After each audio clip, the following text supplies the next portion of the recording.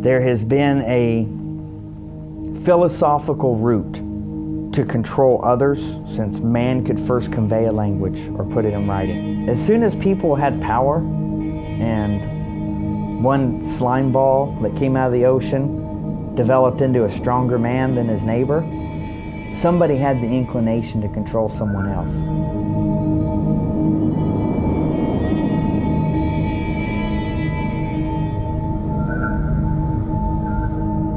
You can see a mirror image of society really watching little children even at a preschool. And you can see factions already starting at 4 years old.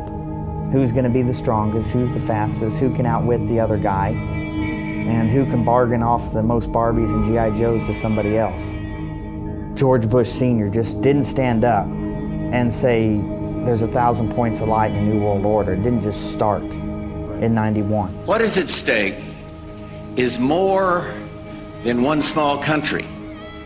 It is a big idea, a new world order, where diverse nations are drawn together in common cause to achieve the universal aspirations of mankind: peace and security, freedom, and the rule of law. You can sell anything, if you think about it. Look at the circus.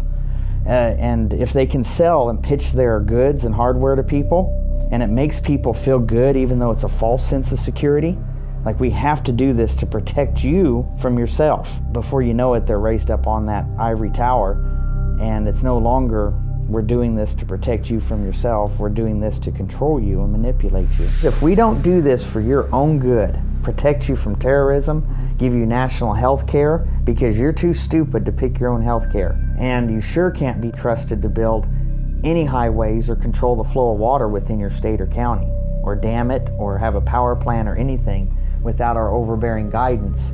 So you need to surrender all these skills and freedoms to us.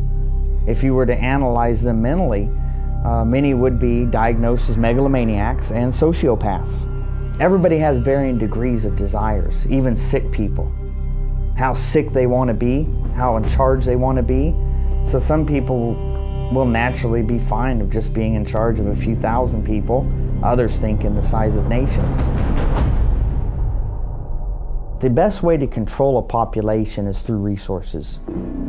You don't gain much ground going door to door and kicking in doors and doing armed seizures.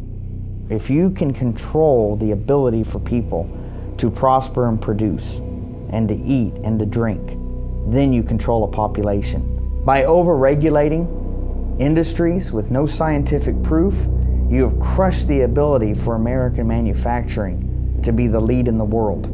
And if we're not the lead in the world and you start closing plants, people aren't working, which means they're not buying food or buying Christmas presents. We should be the #1 exporter of wood products. What do?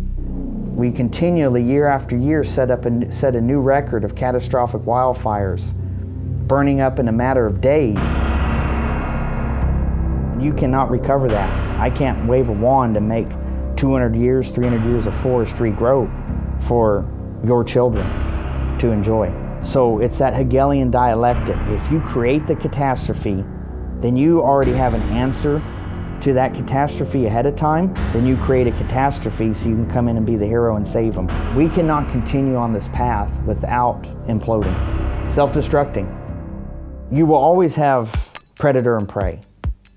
As we get weaker and weaker, we invite the predator. Now we can say it's North Korea or China or Venezuela.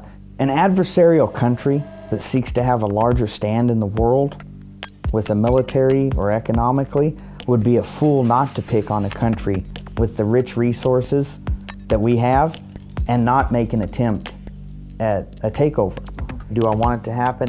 Absolutely not. I'll be the first person to fight a red wave of Chinese invading us. I guarantee you I'll be up front with good friends.